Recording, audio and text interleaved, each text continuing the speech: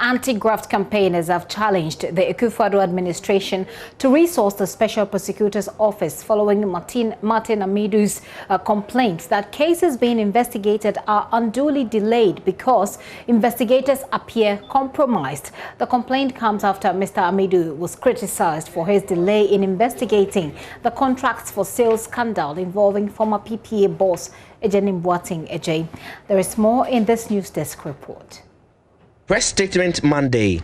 Martin Amidu said the Ejenim Boateng Ejay case was taking too long to investigate because his seconded staff investigators appeared compromised.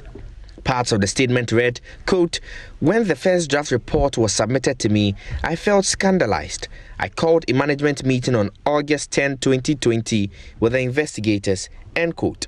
It also pointed out how the incriminating evidence in their possession were inconsistent with their interim report. According to Mr. Amidu, his office never started the investigations into the contracts for sale allegations because of the attitude of the investigators on the case. It further read, quote, "Nobody should ask me about my disciplinary authority over my seconded staff because I have had none since I assumed the office, and those who needed to know have had knowledge of this fact for years. The documentary evidence is overwhelming," end quote. Mr. Amidu in a statement noted that Shraj ought to be commended for its work and report, but stated that, quote, "The only problem with the Shraj report is that for some reason it understates the amounts disclosed by the bank statement from the 3 bank accounts of Mr. Ejay, exhaustively reviewed by the Auditor General for this office," end quote, he said in a statement. That's news desk reports there. We can now hear from Adam Senano, who is with the Citizen Ghana Movement Against Corruption. I think that the special prosecutor is being as blunt as he can be at this stage. Obviously, the complaint that Shraj has been able to deliver a report when he ought to have done the substantive report by now probably has speeded up his reaction. Now, we clearly have a problem with the independence and operational efficiency of the SPO. These have been compromised, and clearly so by the mechanisms put in place for him to procure the necessary labor, human resource to play the functions required of the office. I think that right at the beginning, Mr. Amidu had talked about how he needed the capacity to do his own identification, selection, and appointment of officers who he could trust. And this is just playing out to show that he was absolutely right. To the extent that he had no influence over who was seconded to him, to the extent that, and again, it is telling on the quality of the staff at the Auditor Generals that they refuse to go along with these gentlemen who were saying that these are very good cases, who make a lot of money. And again, it speaks to the good collaboration to the extent that the Auditor General then told him that, look, this is what my men found out about the guys in your office.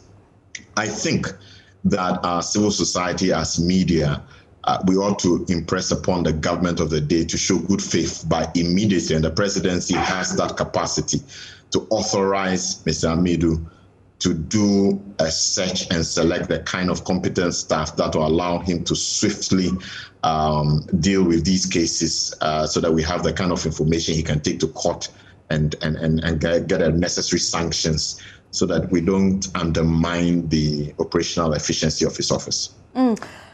I'm sure the question on the minds of a lot of Ghanaians is if we would ever win this fight against corruption. Today we hear this, tomorrow the next. The creation of the Special Prosecutor's Office was supposed to be that one thing that will elevate, if I may say, or intensify the fight. But it appears that we are still at the same point. Yes. Political systems evolve. If you look at the Western democracies that we look up to, most of them have had over 200 years of putting in place the structures and systems and processes. So we should never give up. It is only when the voices of the people are no longer being heard, then we have a challenge. And that's why we say that the cost of a thriving democracy is eternal vigilance by the citizens. We must constantly be scanning what is going on and ensuring that together we hold hands and speak up when we think that something is wrong. And with our collective influence, we can always bring change. And this is one of the areas where we need to clinically look at what has gone wrong. And clearly it is the appointment capacity of the special prosecutor. Even then, you cannot avoid having one or two bad nuts, but the screening process where he can do a background check, test integrity in other positions that they may have occupied before allowing them to be part of his office would have served as another layer of, of checks that would have ensured higher quality in terms of the integrity of the people in this office. That has not transpired. It is a necessary thing we must change, and we should not get tired. This fight is a long battle. It's a long drawn battle, and we better not get tired about it. That's the price we have to pay to pursue a democratic governance system. Do you get a sense that from the special prosecutors, the language he uses and his posturing, do you get a sense that he's helpless or feels helpless? Well, in a sense, yes, because he said he had brought this to the attention of different quarters. And I'm glad, every 6 months he's supposed to report to us. I think that we as the people need to make a lot more of a fuss about this issue. He highlighted it at the beginning. He indicates he's written to the board, that is the board chair, and in other documents, the Japar report, he talked about it again. I think he's just saying that, you know what, I've been trying to engage around this issue and bring to the attention of the necessary authorities that you've got to do something about the people seconded to me. I need to have people I can trust, people who have integrity. Yes, you are right, and it's up to us, the rest of Ghana, to ensure that he gets what he needs. In fact, it's a standard thing that employers must provide the tools and the support that an employee needs to be able to perform.